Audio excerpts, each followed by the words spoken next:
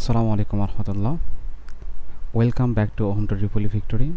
আজকে মূলত আমরা যে জিনিসটা দেখব আমাদের ধারাবাহিক লেকচার সিরিজের সার্কিট অ্যানালাইসিস। সার্কিট অ্যানালাইসিসের দুইটা পার্ট আমরা বলেছিলাম। তার মধ্যে প্রথম যে পার্টটা ছিল ম্যাশ অ্যানালাইসিস। এই ম্যাশ অ্যানালাইসিসটা আমরা গত ক্লাসে দেখেছি।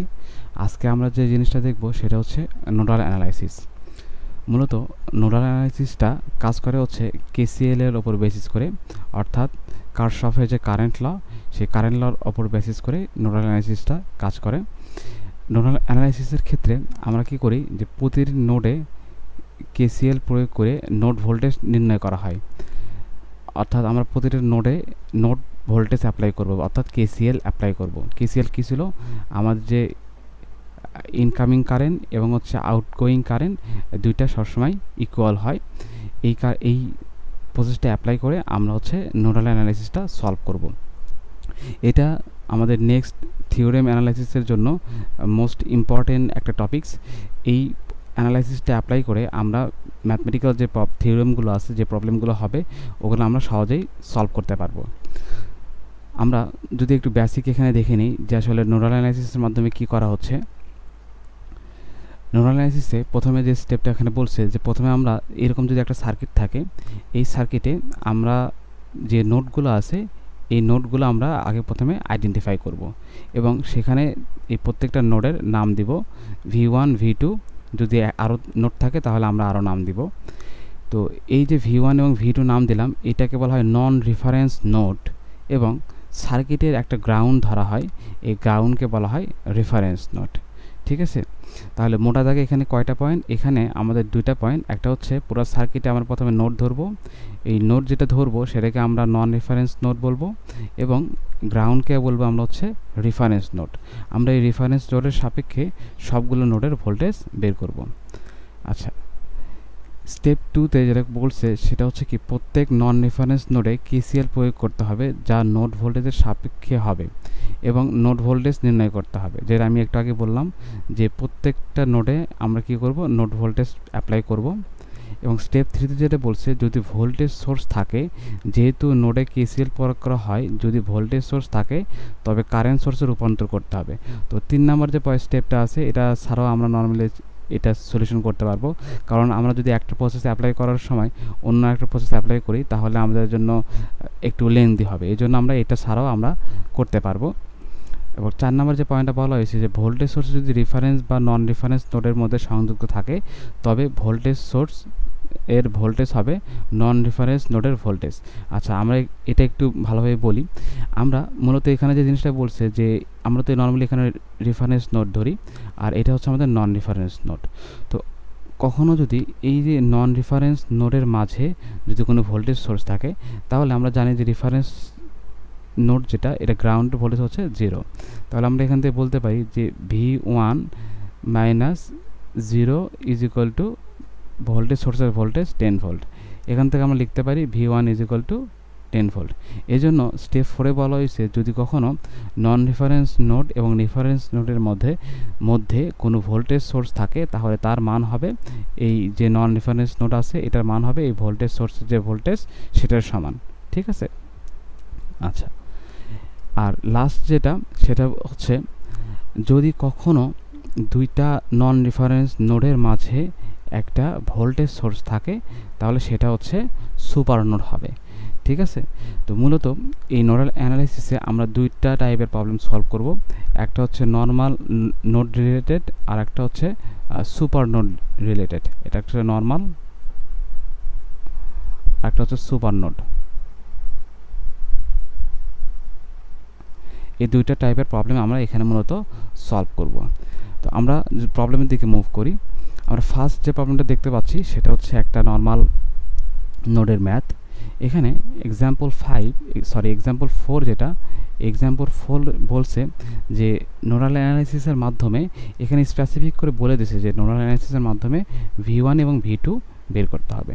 তাহলে আমরা কাজ করব যে এখানে একটা পয়েন্ট ধরছি V1 এবং এখানে একটা পয়েন্ট দেওয়া আছে V2। তাহলে আমরা প্রথমে যে কাজটা করব সেটা হচ্ছে এখানে একটা রেফারেন্স পয়েন্ট নিয়ে নেব। এখন আমরা যদি সলিউশন করতে চাই তাহলে আমরা সেটা সলিউশন করতে চাই তাহলে বলতে পারি যে অ্যাট নোড 1, অ্যাট নোড 1 বলতে V1। এখানে আমরা কেসিএল কীভাবে অ্যাপ্লাই করব, আমরা ধরবো যে এই নোড থেকে যে ধরবো যে এখানে কি যে নোড থেকে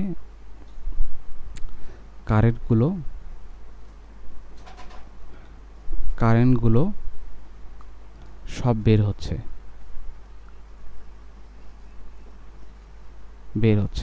ঠিক আছে। অর্থাৎ সবগুলো কারেন্ট বের হচ্ছে এবং শুধুমাত্র যদি কারেন্ট সোর্সের ডিরেকশন, যদি কারেন্ট সোর্স যেটা থাকবে, এই কারেন্ট সোর্স যেটা এই এর ডিরেকশন যদি নোডের দিকে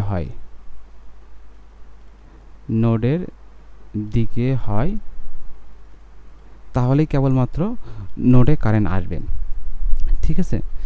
আচ্ছা, তাহলে এটা যদি আমরা সলিউশন করতে চাই, তাহলে আমরা কীভাবে সলিউশন করবো? প্রথমে নোড 1 ধরবো। এখন আমরা মনে করবো যেহেতু নোড 1 ধরছি, তার মানে নোড 1 থেকে সবগুলো কারেন্ট এদিকে বের হচ্ছে। কী হচ্ছে? কারেন্ট বের হচ্ছে। যেহেতু কোনো কারেন্ট সোর্স নেই, তাহলে এখানে কারেন্ট সোর্সের কোনো ক্যালকুলেশন এখানে আসবে না। আচ্ছা, তাহলে এইভাবে কীভাবে ক্যালকুলেশন করব? আমরা এখানে দেখব যে প্রথম যে ব্রাঞ্চটা আছে, এই ব্রাঞ্চে দুটা পয়েন্ট কি, এখানে হচ্ছে কত V1 মাইনাস, আমরা ভোল্টেজ কি করছিলাম, দুটো পয়েন্টের মধ্যে ভোল্টেজ বের করছিলাম এবং এই পয়েন্টের ভোল্টেজ কত, প্লাস 10 ভোল্ট। আমরা একটু আগে দেখে আসছি যে যদি এই যে এরকম নোডের মাঝে যদি কোনো ভোল্টেজ সোর্স থাকে, তাহলে তার ভোল্টেজ হবে এই সোর্সের সমান। কত হচ্ছে তাহলে এটা 10 ভোল্ট ডিভাইডেড বাই এই ব্রাঞ্চের রেজিস্ট্যান্স কত 5 প্লাস তার প্রথম নোটটা ধরে যে ব্রাঞ্চটা পাইছি সেটা ক্যালকুলেশন শেষ। এবার দ্বিতীয় যে ব্রাঞ্চটা আছে এটা হচ্ছে V1 মাইনাস 0, অর্থাৎ এই দুটো পয়েন্টের ভোল্টেজ কত 0। এই যে এই রেফারেন্স পয়েন্টের ভোল্টেজ হচ্ছে 0। এই জন্য আমরা এর পরবর্তীতে যখন ক্যালকুলেশন করব সরাসরি V1/2 লিখতে পারবো, কারণ 0 যদি আমরা বাদ দিই তাহলে তো V1 মাইনাস 0 এবং V1 তো একই জিনিসটা ডিনোট করে। আচ্ছা, এবার 3 নং যে ব্রাঞ্চটা আছে, 3 নং ব্রাঞ্চটা প্লাস, এখান থেকে যদি আমি রেফারেন্স পয়েন্ট পর্যন্ত যাই তাহলে যেটা পাবো V1 এখানে আছে কি পজিটিভ, তাহলে আমাদের ভোল্টেজ ডিফারেন্স কি V1 মাইনাস, তাহলে মাইনাস 20 ডিভাইডেড বাই এই শাখার ভোল্টেজ রেজিস্ট্যান্স কত 3 প্লাস 4/3। তাহলে এই তিনটা ব্রাঞ্চের কাজ করা শেষ, ইকুয়াল টু 0। এখান থেকে যদি আমরা ক্যালকুলেশনটা করে নিই, V1 বাই হচ্ছে 1/5, এই যে 1/5 প্লাস V1 বাই হচ্ছে 1/2, আর এখানে পাবো যেটা সেটা হচ্ছে 1/3 প্লাস 4/3 মাইনাস এখানে কত আসছে মাইনাস 10/5, এখানে তারপরে আসছে কত minus 20 divided by 3 plus 4/3 is equal to 0। ঠিক আছে, তাহলে এখান থেকে আমরা যদি ক্যালকুলেশন করি, এখান থেকে সহজে আমরা V1 পেয়ে যাব। আমরা ক্যালকুলেশনটা করি। এখানে প্রথমে যে জিনিসটা আছে সেটা হচ্ছে -10, তাহলে ওই পাশে চলে যেয়ে এটা +10 হয়ে যাবে। এটা আমরা নর্মালি সলভ ফাংশন থেকে করতে পারতাম, কিন্তু আমরা সলভ ফাংশন থেকে করবো না, জাস্ট নর্মালি করব।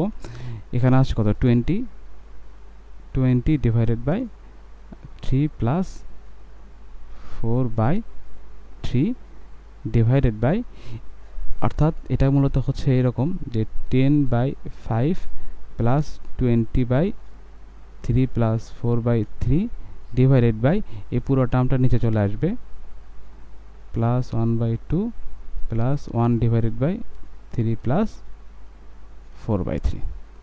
ক্লিয়ার? এই জিনিসটা আমার মূলত এখানে উঠাচ্ছি 5 ইনভার্স প্লাস 2 ইনভার্স প্লাস কত আছে 3 প্লাস 4/3 ব্র্যাকেট ক্লোজ ইনভার্স এগুলো যেটা আমরা পাচ্ছি সেটা হচ্ছে 7.107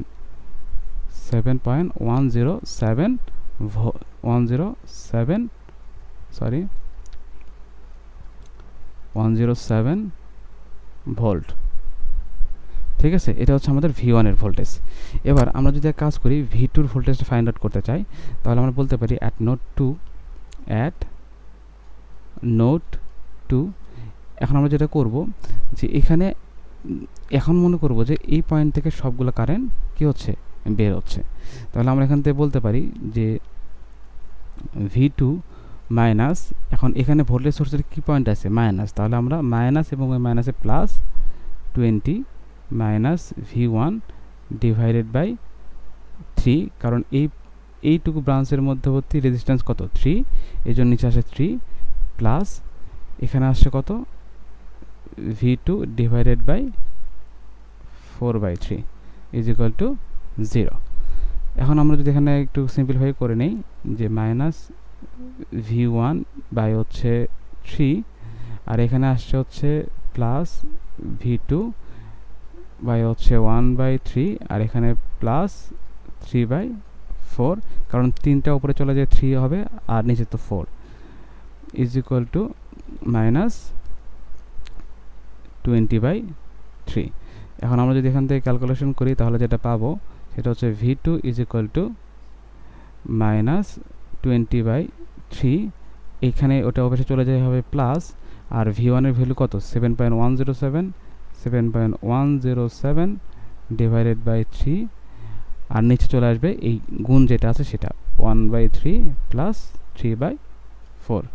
তাহলে আমরা যদি ক্যালকুলেশন করি তাহলে আমরা যে জিনিসটা পাবো সেটা হচ্ছে মাইনাস 20/3, তারপরে যেটা পাবো plus 7.107 divided by 3 divided by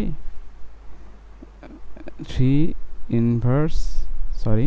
inverse plus 3/4 minus 3.967 minus 3.967 volt. এটাই হচ্ছে আমাদের ডিজায়ার দুইটা পয়েন্টের নোড ভোল্টেজ। ঠিক আছে, তো এইভাবে মূলত আমরা যে কোনো সার্কিটে নোড ধরে আমরা জাস্ট KCL অ্যাপ্লাই করে আমরা ওই নোডের ভোল্টেজগুলো ফাইন্ড আউট করতে পারবো। এখন নেক্সট যে আরেকটা প্রবলেম আছে যেটা সুপার নোডের প্রবলেম, এটা অনেকের কাছে বেশ কঠিন মনে হয়। তো এই ম্যাথটা অনেক ইজি একটা ম্যাথ। এখানে আমরা যে জিনিসটা করব সেটা হচ্ছে প্রথমে দেখব যে এই নন রেফারেন্স যে পয়েন্টটা আমরা এখানে ধরলাম V1, এটা হচ্ছে V2 বের করতে বলছে যে V এবং I, এবং এটা হচ্ছে আমাদের কি রেফারেন্স পয়েন্ট। এখানে আমরা বের করব এই ভোল্টেজ V এবং এই শাখার কারেন্ট হচ্ছে I। তাহলে আমরা এখানে দেখতে পাচ্ছি I সমান আমরা কি লিখতে পারি, যেহেতু কারেন্টটা নিচের দিকে যাচ্ছে V2 মাইনাস 0 ডিভাইডেড বাই 2, তার মানে কি এটা V2/2, এবং V সমান হচ্ছে কি, এখানে যদি ভোল্টমিটার এবং এখানে একটা ভোল্টমিটার লাগাই রাখছি, তাহলে দুটা পয়েন্টের ভোল্টেজই তো আমার এখানে হচ্ছে V, তাহলে আমার V1 যেটা সেটা হচ্ছে আমাদের V, তার মানে V1 বের করা দরকার এবং V2 বের করা দরকার। তাহলে আমাদের ডিজায়ার I এবং হচ্ছে V এবং I আমরা ফাইন্ড আউট করতে পারবো। আমরা প্রথমে দুইটা নোড V1 এবং V2 ধরে নিয়েছি। এবার প্রথমে কাজ করব যে অ্যাড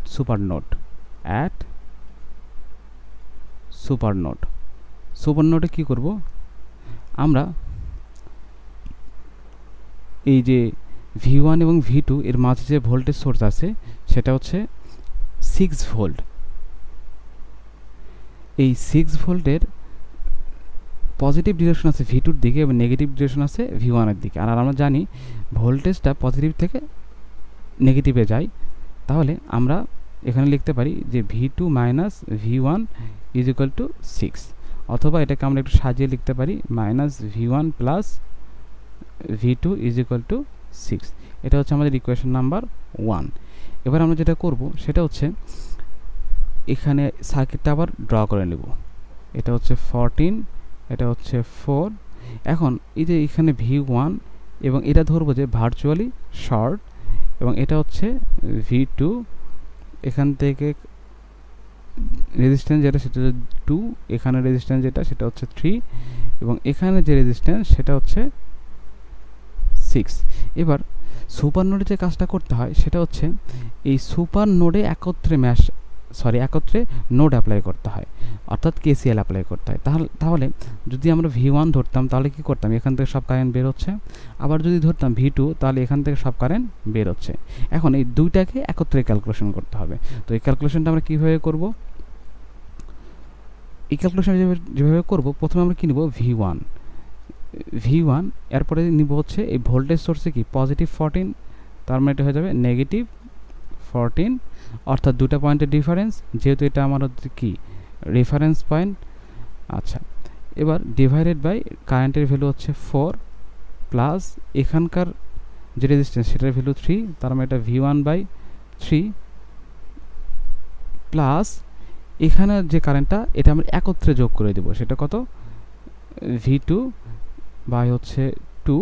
যেহেতু সুপার নোডের কারণে দুইটা যে নোড একত্রে ভার্চুয়ালি শর্ট হয়ে গেছে, এজন্য আমরা সুপার নোডে অ্যাপ্লাই করার সময় দুইটা নোডেই আমরা কেসিএল অ্যাপ্লাই করব। Plus V2/6 = 0। ঠিক আছে, তাহলে এটা হচ্ছে আমাদের প্রথম ব্রাঞ্চের জন্য, এটা হচ্ছে দ্বিতীয় ব্রাঞ্চের জন্য, তারপরে তৃতীয় ব্রাঞ্চ এবং চতুর্থ ব্রাঞ্চ।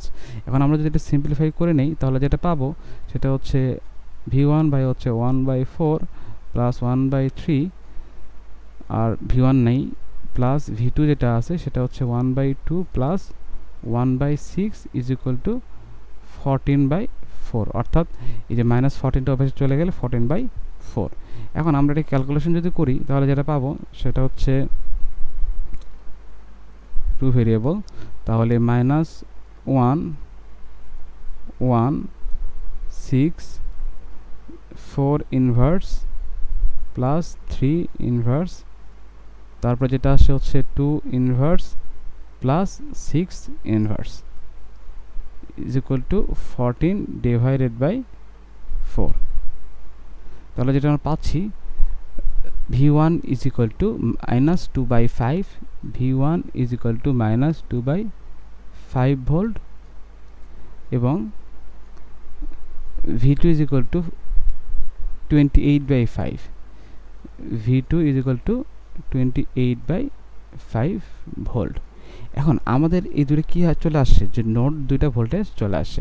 আর ডিজায়ার কী বের করতে বলছে, ডিজায়ার বের করতে বলছে ভি এবং হচ্ছে আই। তাহলে ভি কোনটা ছিল, I1, তাহলে আমরা এখান থেকে বলতে পারি V V1 -2/5, তার মানে হচ্ছে -0.4 ভোল্ট। এটা হচ্ছে আমাদের একটা অ্যান্সার। এবং অপরটা কি, V2 থেকে আমরা আই যেটা পাবো সেটা হচ্ছে V2/2, তাহলে I V2/2, R V2 value আমরা কত পাইছি, 28/5/2, তার মানে হচ্ছে 28/10 = 2.8 অ্যাম্পিয়ার। ঠিক আছে, এটা হচ্ছে আমাদের আর একটা অ্যান্সার। তো সুপার নোডের ক্ষেত্রে আমরা কি করব, প্রথমে এখানে যে সুপার নোড থাকবে একটা ভোল্টেজ সোর্সের কারণে, যেটা কিনা দুটা নন রেফারেন্স ভোল্টেজ সোর্সের মাঝে আছে, সেখানে প্রথমে সুপার নোড অ্যাপ্লাই করব। তারপরে সেটাকে সুপার নোডকে উঠিয়ে দিয়ে এখানে ভার্চুয়ালি শর্ট করে দেব, এবং ওই যে দুইটা নোড ছিল সেই দুটো নোডকে একত্রে ক্যালকুলেশন করব। দেন আমরা যে দুটো ইকুয়েশন পাবো, এই যে ইকুয়েশন নাম্বার 2 ছিল যেটা, এই ইকুয়েশনকে আমরা সলভ করে V1 এবং V2 বের করব রেসপেক্টিভলি। এখানে হচ্ছে যেই ভ্যালুগুলো বের করতে বলছে আমরা ওই ভ্যালুগুলো সহজেই ফাইন্ড আউট করতে পারবো। Stay connected, learn together. আসসালামু আলাইকুম ওয়া রাহমাতুল্লাহ।